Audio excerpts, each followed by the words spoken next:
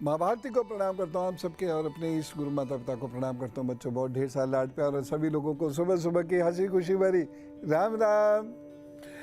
आज हम एक बहुत महत्वपूर्ण विषय पर बात करेंगे। पेट की समस्या हो, हृदय की समस्या हो, शरीर के अन्य किसी अंग की समस्या हो, घर में कोलाहल हो, लड़ाई झगड़ा हो, इनकी जो समस्या हो, इन सभी समस्याओं का निदान किचन में छुपा हुआ है। कैसे छुपा हुआ है ये मैं बताता हूँ। किचन को किस प्रकार से हम अरेंज कर रहे, इससे हमारी बहुत सारी समस्याओं का निवारण हो जाता है। ये ज़रूर जान लीजिएगा। किचन में किसी तरीके से पॉजिटिव एनर्जी लानी है, बस ऐसा सोच लीजिएगा।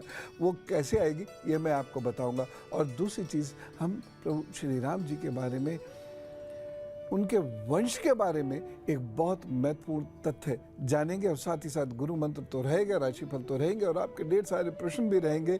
और शुरुआत किससे करेंगे? आज के पंचांग से। आज है 4 जून, दिन है और अब बात करते हैं उस स्थान की जहाँ सबसे ज़्यादा सकारात्मकता होनी चाहिए, क्योंकि ये स्थान जीवन देता है, यानी हमारा रसोई घर, हमारी किचन। यूँ तो आइडियल कंडीशंस जो होती हैं वास्तु की, वो बिल्कुल अलग होती हैं। फ्लैट्स में वो पॉसिबल नहीं है, घर में भी वो पॉसिबल नहीं है। कई बार ऐसा होता है कि अज्ञानतावश वह हमने ऐसी कोई चीज़ बना दी जो उसको सूट नहीं कर रही थी। अब बन गई तो बन गई, अब उसका रास्ता निकालेंगे, लेकिन पहले इसे समझें। देखिए, वह गर्मी का स्थान है। वहाँ पर 3 प्रकार की अग्नि का समाधान होना चाहिए। एक तो वातावरण की, यानी सूर्य की अग्नि। सूर्य की अग्नि वहाँ इसलिए आवश्यक है क्योंकि जिससे वहाँ बैक्टीरिया न पनपे। इसलिए साउथ ईस्ट डायरेक्शन में जो अग्नि का स्थान है और जहाँ पर अधिकतम समय सूर्य रहता है, किचन का दरवाज़ा या किचन की एक बड़ी सी खिड़की वहाँ पर ज़रूर होनी चाहिए, जिससे कि 1-2 घंटे तो कम से कम सूर्य का प्रकाश वहाँ पर रहे। दूसरी चीज़, जो दूसरी अग्नि हो गई, वो हमारे गैस स्टोव वगैरह की हो गई। इसका स्थान भी उत्तर से पूर्व की ओर होना, पूर्व से दक्षिण की ओर होना चाहिए। ठीक है, तो साउथ ईस्ट में हमारी किचन हो, किचन नहीं भी हो तो वहाँ एक बड़ी सी खिड़की खुलवा दें, जितनी भी बड़ी खुल सके। बस मकसद यही है कि धूप आवे वहाँ से।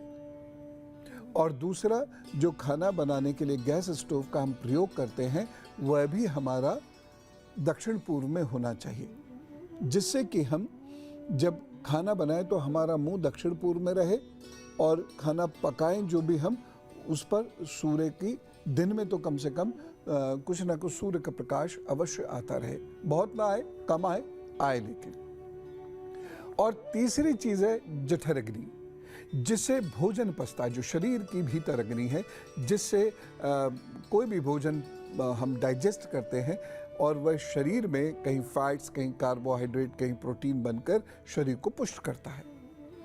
इसीलिए किचन में प्रावधान होता था तो निश्चित रूप से अभी भी होना चाहिए कि बैठकर वहाँ भोजन किया जा सके। यद्यपि आजकल ये संभव नहीं हो पाता, लोग इच्छुक भी नहीं होते, लेकिन आपको एक सूत्र बता रहा हूं। जिस घर में बहुत कलह रहती है, काम नहीं बनते, नाना प्रकार की व्याधियां और परेशानियां होती हैं, जिस घर में नौकरियां नहीं टिकती घर के मालिक की या घर के प्रमुख व्यक्ति की, या घर का प्रमुख व्यक्ति बहुत बीमार रहता है, या घर की मालकिन बहुत बीमार रहती है, या उसके पास आर्थिक स्थिरता नहीं होती है, उन लोगों को किचन में बैठकर भोजन करना चाहिए। और किस पर बैठना है? बोरी पर।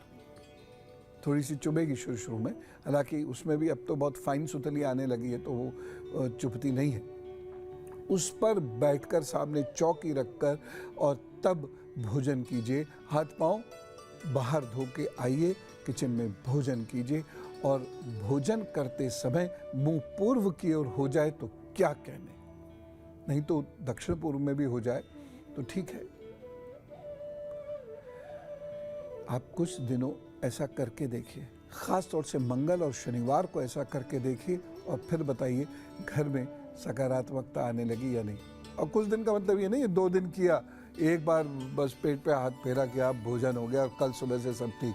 इतनी जल्दी नहीं बदलती हैं चीज़ें, समय लगता है, कहीं कहीं तो बहुत समय लगता है। दुर्भाग्य जितनी मजबूती से जकड़े हुए होगा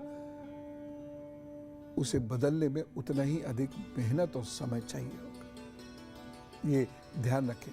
अब जानते हैं साथ जी। राम राम। हाँ, गुरुदेव जी प्रणाम प्रणाम। जी जी जी।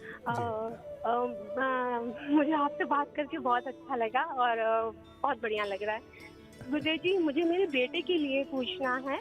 हाँ हाँ। उसकी डेट ऑफ बर्थ है 30 अक्टूबर 2017 जी और रात के 11:30 बजे का समय है और जी कानपुर का जन्म है। जी। तो बच्चा मेरा बहुत जिद्दी है। बिल्कुल भी कोई अभी वो 4.5 साल का हो रहा है, लेकिन उसका थोड़ा मैं आपसे पेरेंटिंग चाहती हूँ कि उसका पेरेंटिंग कैसे करें और किस बात का विशेष ध्यान रखें। बहुत अच्छी बात है। और मैं बाकी माता पिता से भी कहना चाहूँगा कि बच्चों के लिए जो सबसे महत्वपूर्ण प्रश्न होना चाहिए वो पेरेंटिंग होना चाहिए या उसका स्वास्थ्य होना चाहिए। बाकी सारी चीज़ें तो उसी से बच्चा पा जाएगा।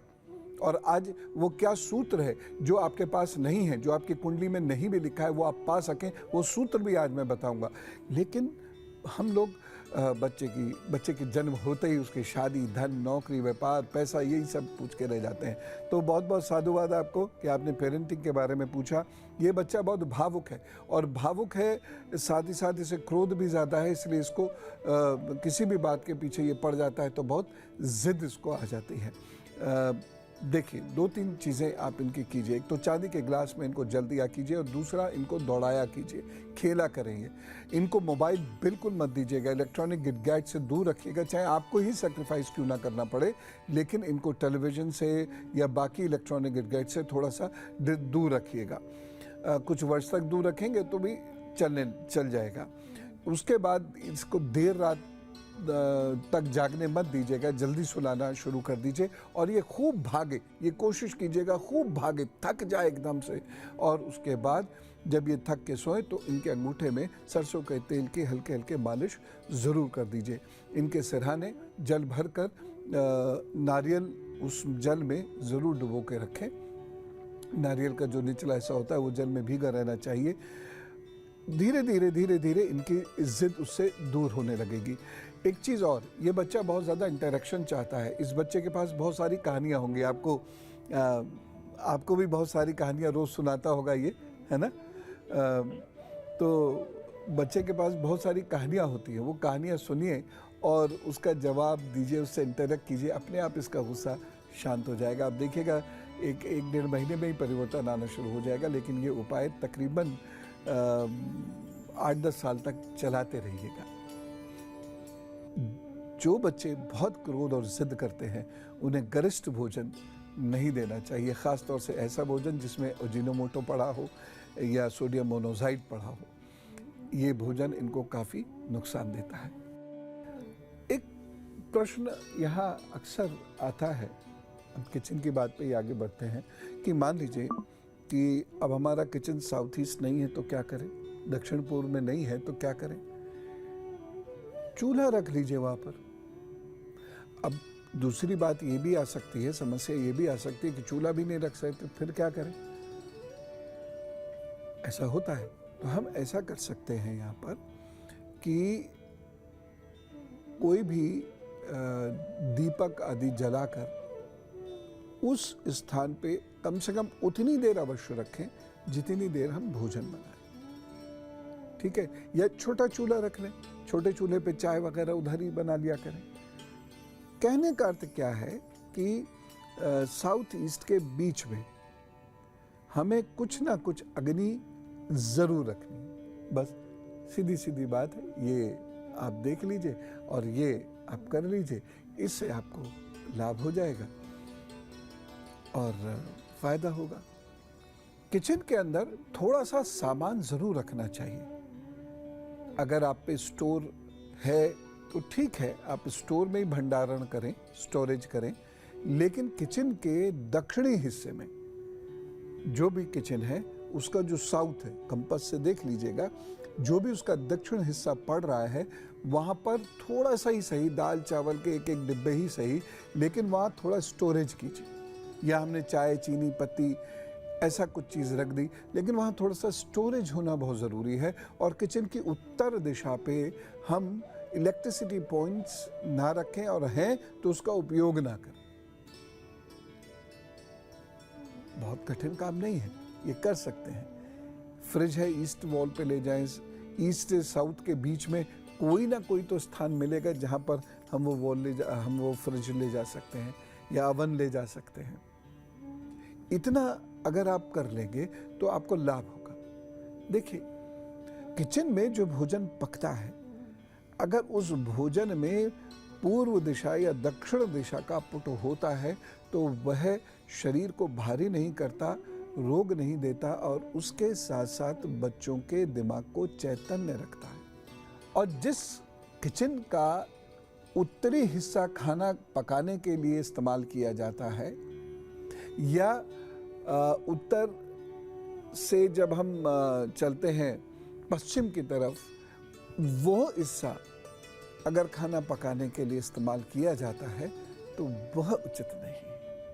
इसलिए उससे आपको एकदम बचना है।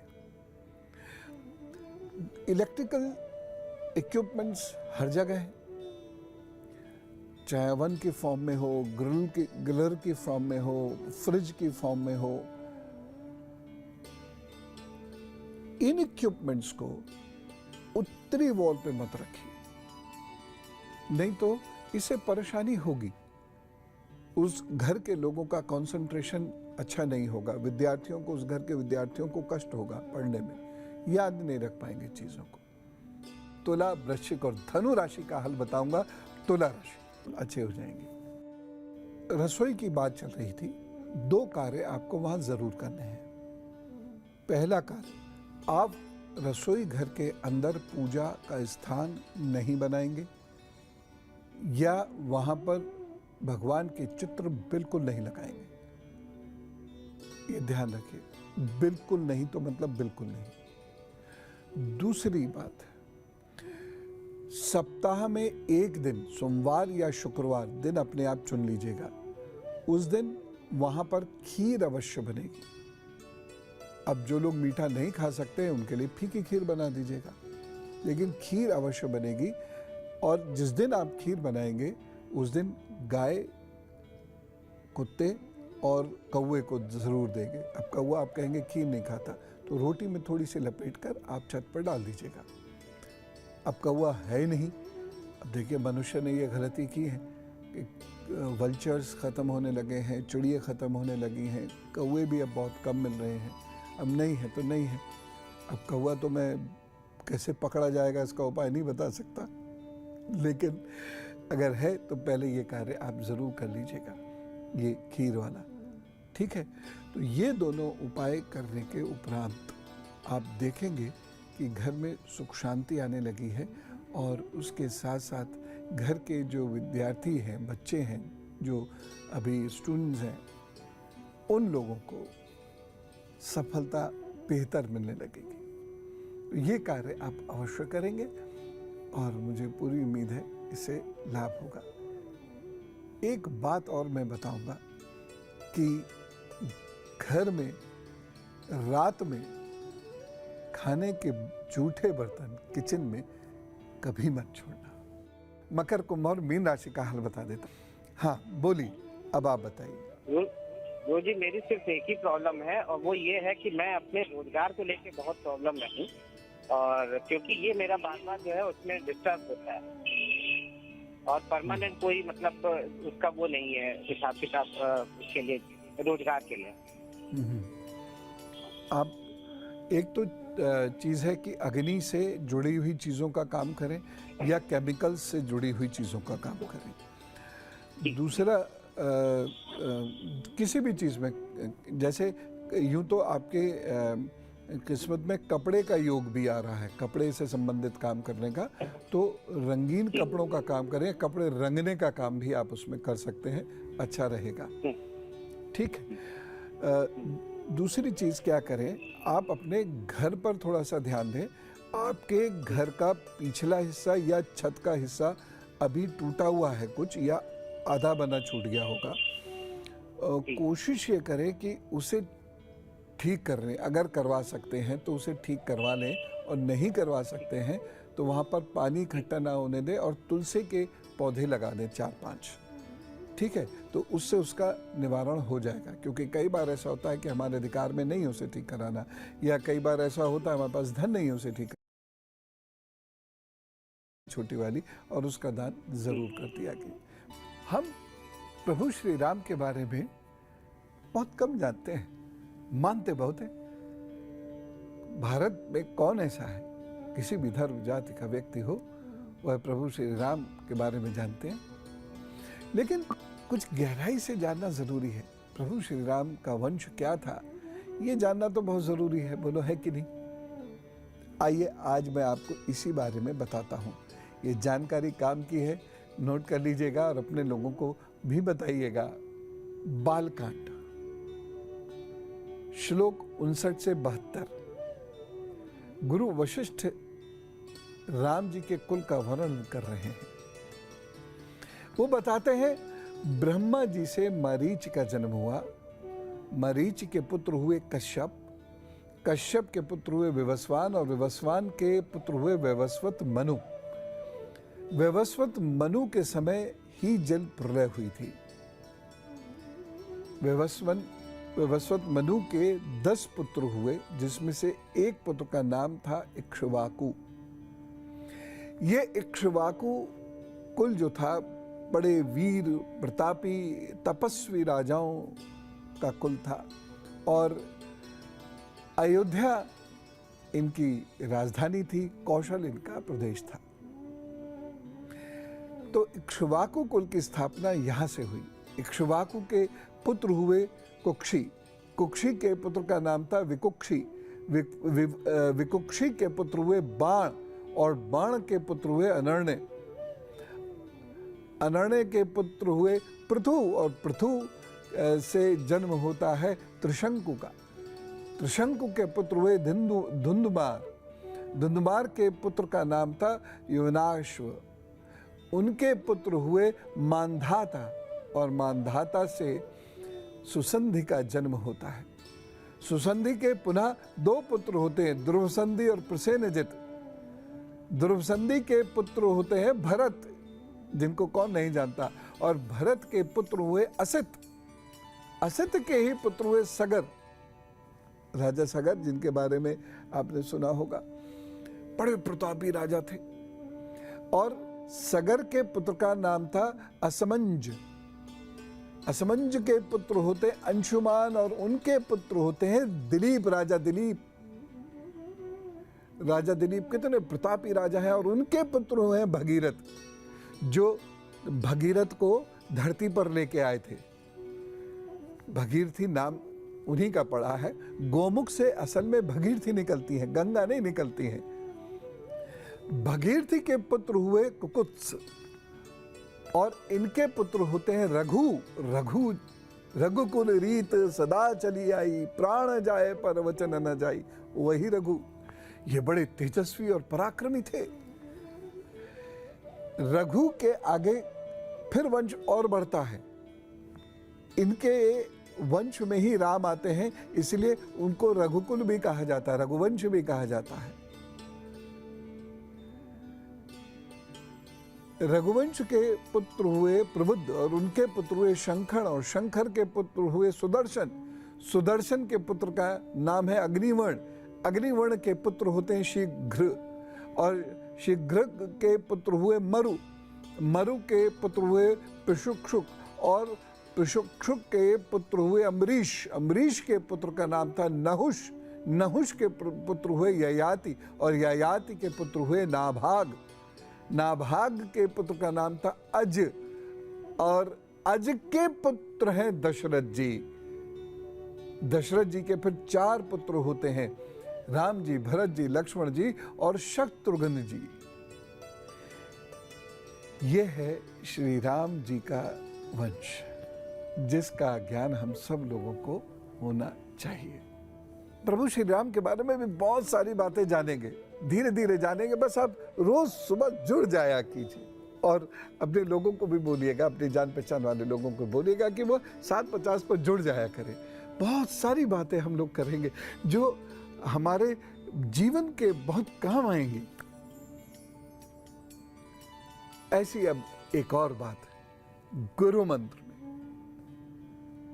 जो आपकी किस्मत में नहीं है वो भी आप पा सकते हैं, और उसके 2 सूत्र हैं। कठोर श्रम जो सही समय पर हो और सही दिशा में हो। कठोर श्रम करने मात्र से ही सब कुछ नहीं हो जाता। एक गड्ढे की मिट्टी निकाली, दूसरे गड्ढे में डाल दी, इससे थोड़ी। कठोर श्रम हो, सही समय पर हो, सही दिशा में हो। और दूसरा सूत्र है अनन्य भक्ति। आप जिस धर्म पंथ को मानते हो, भक्ति, ऐसी भक्ति जो आपके हृदय को विशाल कर दे, आप में बड़े सकारात्मक परिवर्तन कर दे, और आपको कठोर श्रम करवावे, और साथ ही साथ ईश्वर की कृपा से, प्रभु की कृपा से आपको उत्तम भाग्य भी देवे। तो फिर आपकी किस्मत में जो नहीं भी है वो आपको प्राप्त हो जाएगा। दुनिया में बहुत सारे ऐसे लोग हुए हैं जिनकी किस्मत में जो नहीं था उन्होंने वो पाया, लेकिन सही समय पर, सही दिशा में, कठोर श्रम और भक्ति से ये संभव होता है। तो आज की मुलाकात और बात यहीं पर रोकते हैं। कल फिर मिलेंगे, और तब तक आप खूब खुश रहिए, भक्ति कीजिए, दूसरों को भी खुश रखिए, और कहिए राम राम, नमस्कार, और उस राष्ट्र की, उस देश की जय जरूर बोलिए जहां पर अनेकों विद्वानों ने इसे विश्व गुरु बनाया। तो बोलिए भारत माता की जय।